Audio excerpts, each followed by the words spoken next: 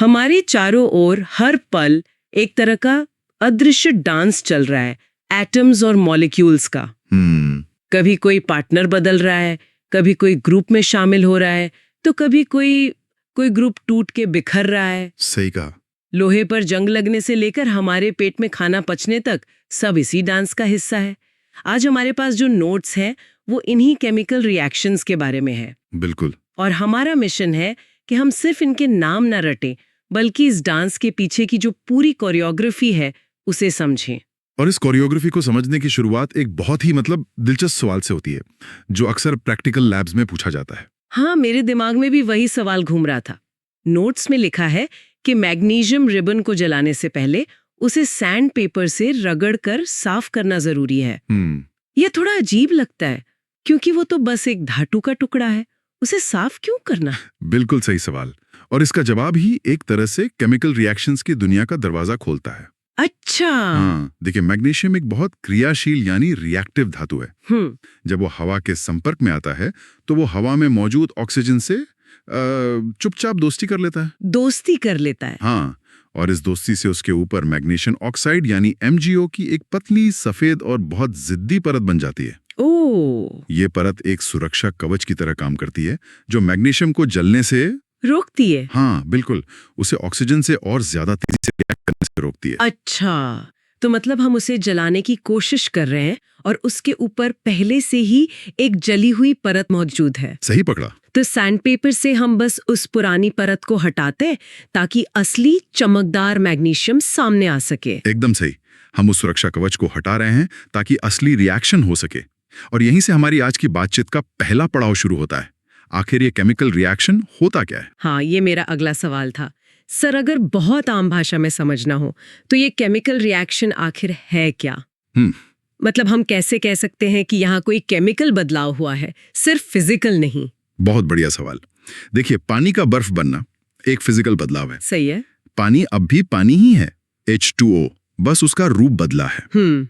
लेकिन जब दो या दो से ज्यादा चीजें मिलकर कुछ ऐसा नया बना दे, हाँ, जिसकी पहचान, जिसके गुण पुरानी चीजों से बिल्कुल अलग हों, उसे हम केमिकल रिएक्शन कहते हैं। अच्छा। जैसे हाइड्रोजन और ऑक्सीजन दोनों गैसें हैं, एक जलती है, दूसरी जलाने में मदद करती है, लेकिन जब वो रिएक्ट करती हैं तो पानी बनता है जो आग बुझाता है। गुण पूरी तरह बदल गए हैं ना? हाँ बिल्कुल। और इसके कुछ पक्के सबूत भी होते हैं, सही है? बिल्कुल, जैसे कोई जासूस सबूत ढूंढता है। बिल्कुल। इसके 4 मुख्य सबूत हैं। पहला, गैस का निकलना। दूसरा, रंग में बदलाव आना। तीसरा, तापमान का बदलना।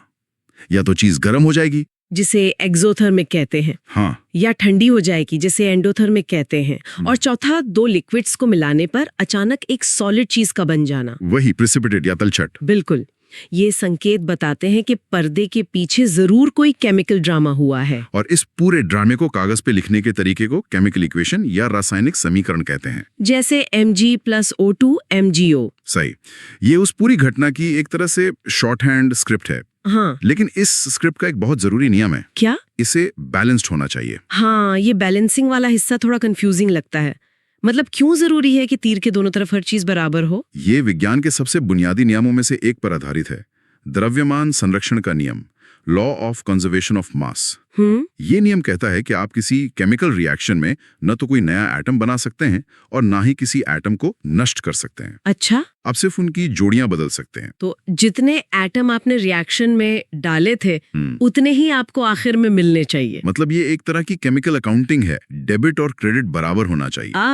क्या बात है, इससे बेहतर एनालॉजी नहीं हो सकती। बिल्कुल। तो जैसे वो लोहे पर जंग लगने वाला रिएक्शन, Fe+H2O is Fe3O4+H2, इसमें तो गड़बड़ है। हाँ, यहाँ अकाउंटिंग गड़बड़ है। बाईं तरफ एक आयरन का एटम है, दाईं तरफ 3। और ऑक्सीजन का भी हिसाब नहीं मिल रहा। सही, बाईं तरफ 1 ऑक्सीजन, दाईं तरफ 4। ये बैलेंस्ड नहीं है। तो इसे बैलेंस करने के लिए हम फॉर्मूले के आगे नंबर लगाते हैं, जिन्हें कोफिशिएंट्स कहते हैं। हम H2O को H2O2 नहीं लिख सकते हैं ना? बिल्कुल नहीं। आप कहानी के किरदार नहीं बदल सकते, सिर्फ ये बता सकते हैं कि कितने किरदार हिस्सा ले रहे हैं। ठीक है। तो इस समीकरण को बैलेंस करने के लिए हम लिखेंगे 3Fe+4H2O is Fe3O4+4H2O। अब आप अकाउंटिंग चेक करें। एक मिनट, 3 आयरन 8 हाइड्रोजन 4 ऑक्सीजन, हाँ दोनों तरफ बराबर है, हिसाब बराबर। बिल्कुल समझ गई। ये तो हुई हिसाब किताब की बात, लेकिन ये जो रिएक्शंस हैं क्या ये सब एक ही तरीके से होते हैं या इनके भी अलग अलग स्टाइल हैं? आपने शुरू में डांस की बात की थी, तो क्या इनके भी अलग अलग डांस फॉर्म्स हैं? हाँ बिल्कुल। चलिए इन्हें 4 मुख्य डांस फॉर्म्स में बांटते हैं। ठीक है। पहला है कॉम्बिनेशन या संयोजन। ये सबसे सीधा साधा डांस है जहां 2 पार्टनर मिलकर एक हो जाते हैं।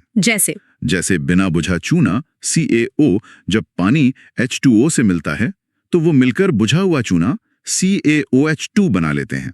आपने कभी सफेदी वाले को चूने में पानी मिलाते देखा है? हाँ, वो बर्तन तो एकदम खौलने लगता है, बहुत ज्यादा गर्मी निकलती है उसमें से। वही, क्योंकि इस डांस में बहुत एनर्जी, बहुत गर्मी निकलती है, इसीलिए ऐसी रिएक्शंस अक्सर एक्सोथर्मिक होती हैं। अच्छा, तो अगर ये मिलने का डांस है तो बिछड़ने का भी कोई डांस होगा? बेशक, उसे हम कहते हैं डीकंपोजिशन या अपघटन। कॉम्बिनेशन का उल्टा। ठीक उल्टा। यहाँ एक बड़ा मॉलिक्यूल टूटकर 2 या ज्यादा छोटे छोटे टुकड़ों में बिखर जाता है। लेकिन ये ब्रेकअप अपने आप नहीं होता, इसके लिए बाहर से एनर्जी देनी पड़ती है, या तो गर्मी के रूप में, या रोशनी, या फिर बिजली के झटके से। अच्छा। जैसे लेड नाइट्रेट को गर्म करने पर वो लेड ऑक्साइड नाइट्रोजन डाइऑक्साइड और ऑक्सीजन में टूट जाता है, क्योंकि इसमें हमें एनर्जी देनी पड़ रही है। ये एक एंडोथर्मिक रिएक्शन है। ठीक है, तो एक में पार्टनर्स जुड़ रहे हैं, दूसरे में टूट रहे हैं। अब आता है डिस्प्लेसमेंट या विस्थापन। इसका नाम सुनकर लगता है जैसे कोई किसी की जगह छीन रहा है। आपने सही पकड़ा, ये एक तरह का कंपटीशन वाला डांस है।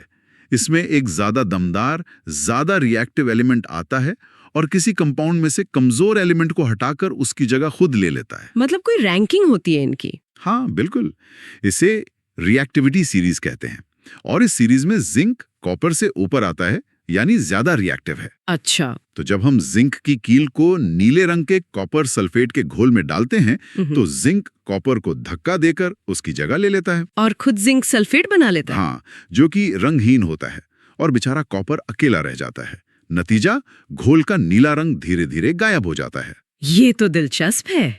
और चौथा डांस फॉर्म है डबल डिस्प्लेसमेंट। इसमें क्या होता है, दो लोगों को हटाते हैं। आप इसे ऐसे सोचिए कि 2 डांसिंग कपल्स फ्लोर पर आते हैं और अपने पार्टनर्स एक्सचेंज कर लेते हैं। अच्छा। यहाँ 2 कंपाउंड्स अपने आयंस की अदला बदली करते हैं। जैसे सोडियम सल्फेट और बेरियम क्लोराइड को मिलाने पर सोडियम बेरियम के पार्टनर क्लोराइड के साथ चला जाता है, और बेरियम सोडियम के पार्टनर सल्फेट के साथ। बिल्कुल, इससे बेरियम सल्फेट का एक सफेद अघुलनशील ठोस बनता है, वही हमारा प्रेसिपिटेट। और सोडियम क्लोराइड यानी नमक पानी में घुला रह जाता है। कमाल है। Combination, decomposition, displacement, double displacement, ये तो रिएक्शंस को समझने का एक फ्रेमवर्क हो गया। लेकिन मैंने 2 और शब्द सुने हैं जो बहुत इस्तेमाल होते हैं, ऑक्सीडेशन और रिडक्शन। ये क्या है? क्या ये कोई 5वां डांस फॉर्म है? ये 5वां डांस फॉर्म नहीं है, बल्कि ये डांस को देखने का एक बिल्कुल अलग नजरिया है। अलग नजरिया? हाँ, ये इस बात पर फोकस करता है कि डांस के दौरान इलेक्ट्रॉन्स का लेन देन कैसे हो रहा है। ये थोड़ा ज्यादा गहरा कॉन्सेप्ट है। चलिए समझते हैं।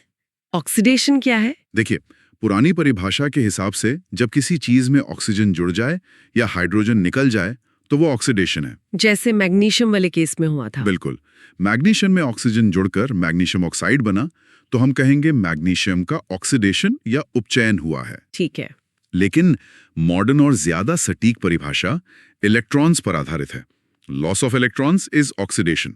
जब कोई एटम इलेक्ट्रॉन खोता है तो उसका ऑक्सीडेशन होता है। और रिडक्शन इसका ठीक उल्टा होगा। Gain of electrons is reduction. Perfect.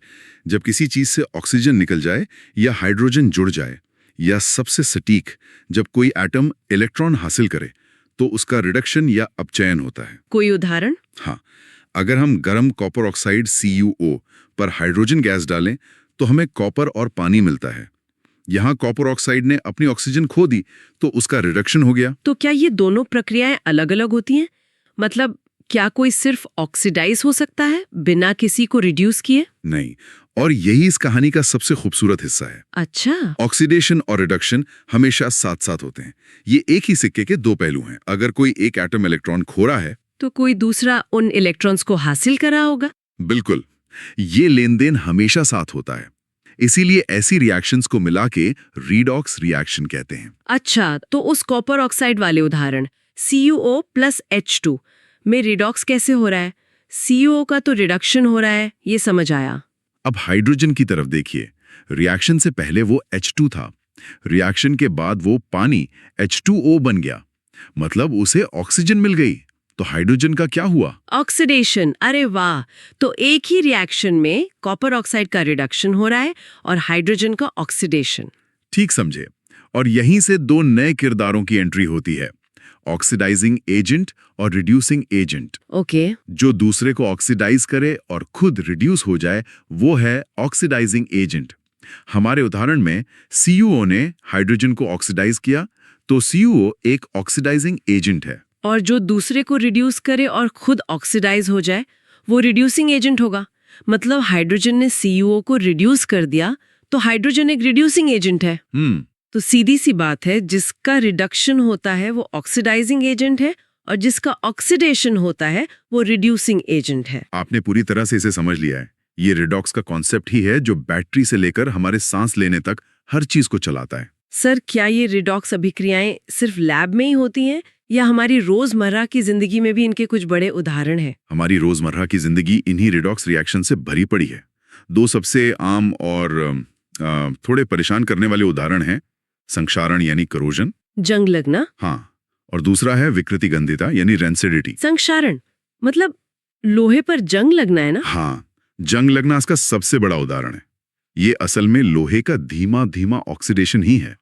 जब लोहा हवा की ऑक्सीजन और नमी के संपर्क में आता है तो वो धीरे धीरे अपने इलेक्ट्रॉन्स खोता है और आयरन ऑक्साइड की एक भूरी पपड़ीदार परत बना लेता है, जिसे हम जंग कहते हैं। और ये सिर्फ देखने में बुरा नहीं लगता, ये तो बहुत बड़ा नुकसान भी करता है। बहुत बड़ा।